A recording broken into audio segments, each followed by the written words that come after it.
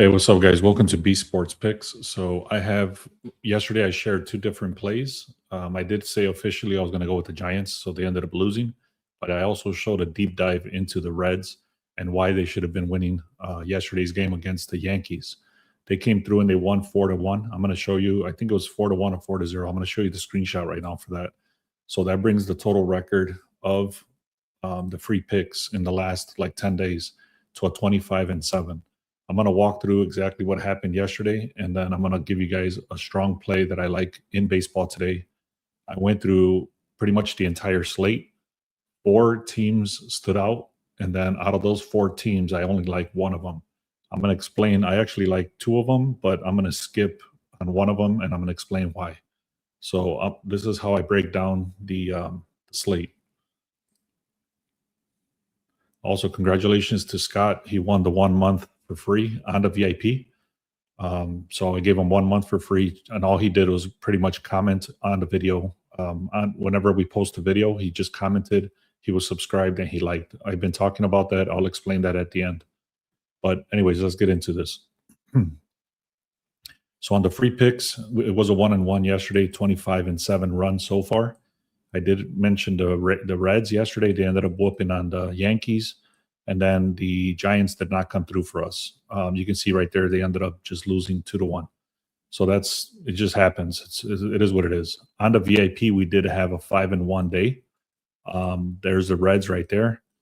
And then we did have a 3-leg parlay. One of them got voided. So we did get on the no run first inning under 1.5. That came through for us. I had some under RBIs.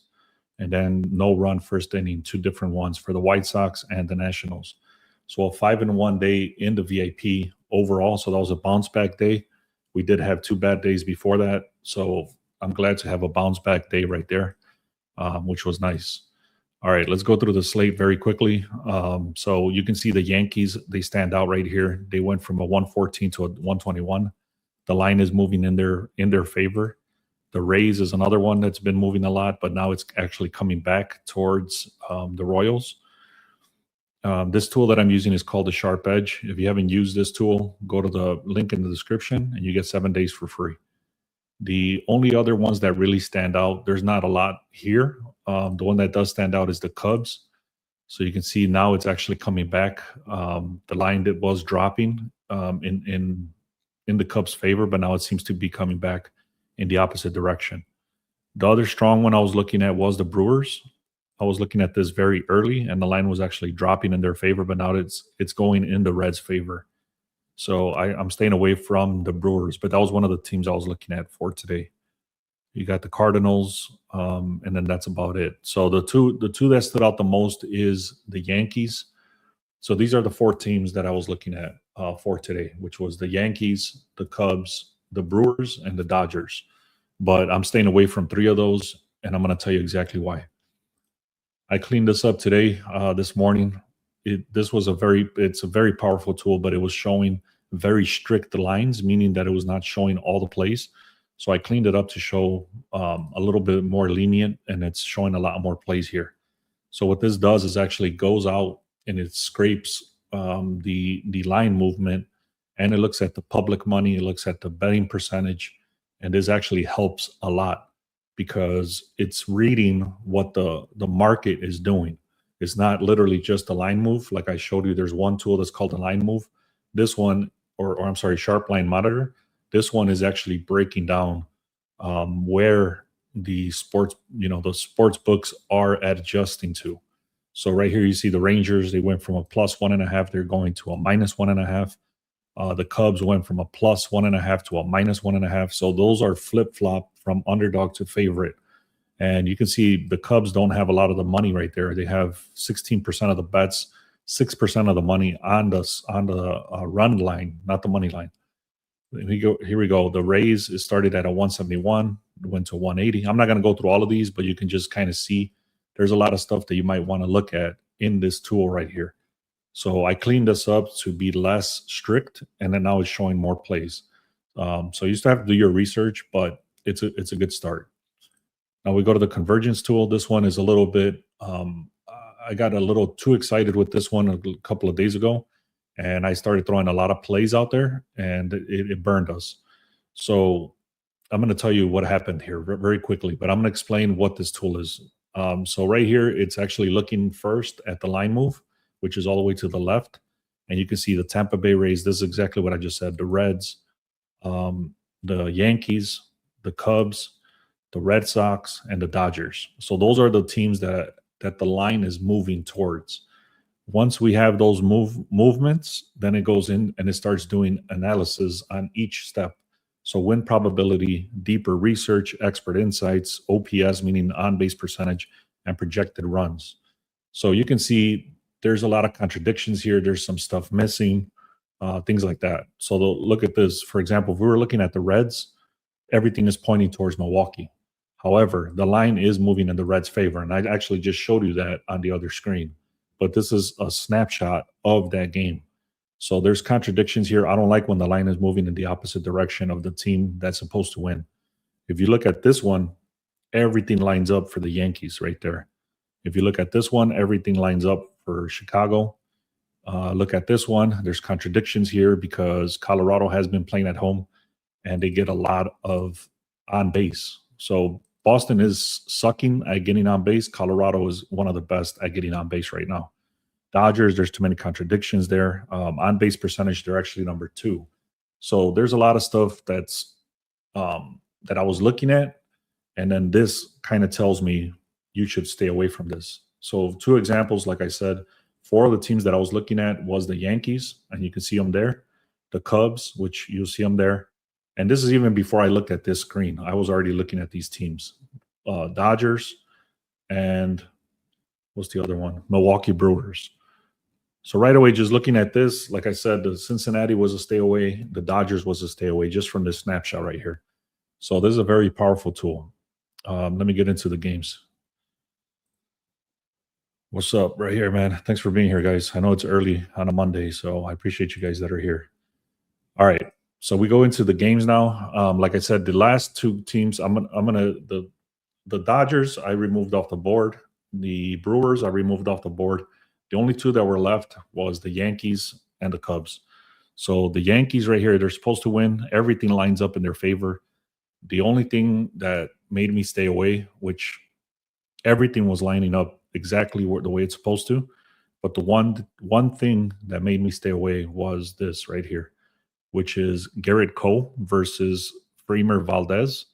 That's pretty much the only thing. And the other thing is, so Valdez and Garrett Cole, there is no edge there. They both are pretty decent. There's no strong edge on the Yankees pitcher. And then the bullpen is very similar, as you can see right here. In the last 3, these guys have been on fire and they're rested. So the bullpen is strong. The pitching is strong for Detroit. That should hold off on the strong bats for Yankees. But we'll see. That for me, that was enough for me to just kind of stay away from this game. So that's the reason I stayed away. So then we got the Cubs over here. Oh, you know what? I'm sorry. I'm not even sharing that screen. Give me a second. This is what I was showing very quickly. So this right here, which is the starting pitchers for the Yankees and for the Tigers, and then the bullpen. So the last game, and this is actually the game I'm going with. This is the game I'm giving you guys. Before I do that, let me just kind of go in here very quickly and go to the link in the description. Go where it says free picks. I've been giving out a lot of free picks for a long time, and recently has been on fire. So make sure you go to the link in the description, click on free picks. If you want to check us out for 1 day, 1 week, 1 month, you can check us out right here. If you click on where it says 1 week, put in the code word Beast Week and you get 50% off.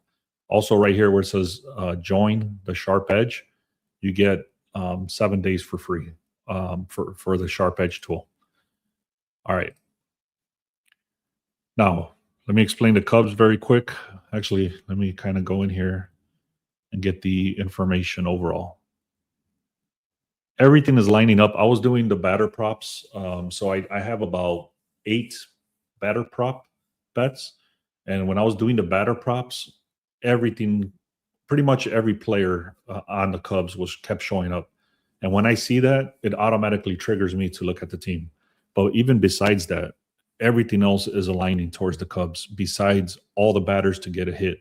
Well, I wouldn't say all the batters, but the majority of the batters on today's slate for the Cubs came up as them to get one hit. I didn't take them all.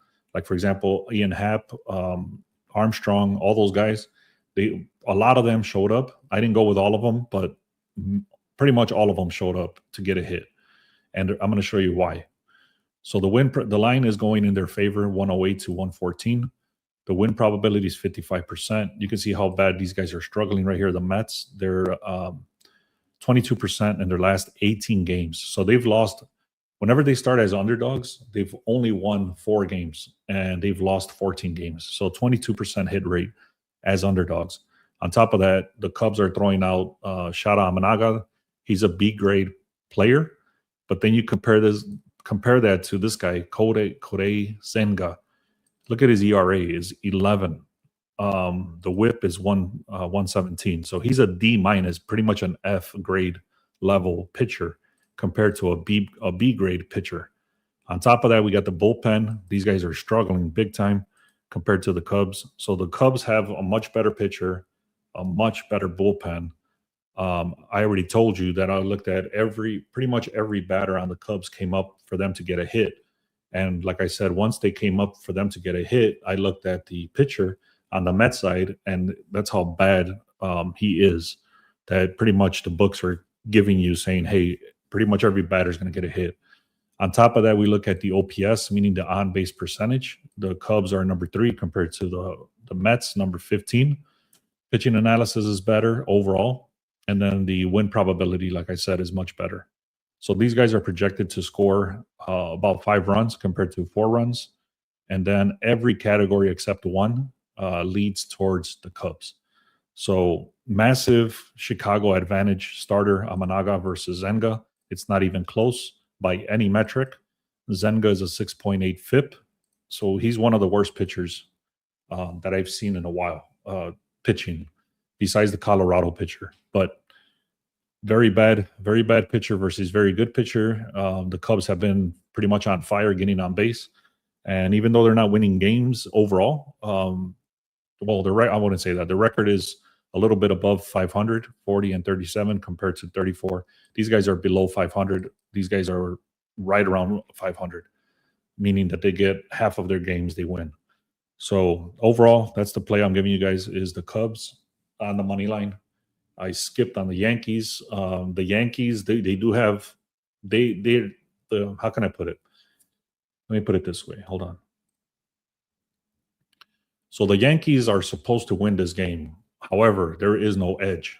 So the public is all over it. I already explained yesterday's video where I was taking everything that was aligning with the public, aligning with the sports books, and I started losing on those games because the public is all over it. The line is barely shifting in their favor. So that's kind of where the Yankees are sitting right now, where the public is all over it. The sharp line is barely moving, and there's not enough of a line movement to say, okay, the sharps are all over this. It's barely moving. So that's the reason I'm staying away from the Yankees. Even though they're supposed to win, I'm staying away. I am taking the Cubs. And like I mentioned before, guys, if you want a chance to win 1 month for free, make sure you click on like, subscribe, and if you leave a comment, I'll be doing this randomly between once a week or maybe every 2 weeks. Randomly, I'll pick a winner and I'll give you guys 1 month for free in the VIP. All right, guys. Thank you so much, man. Let's have a great day.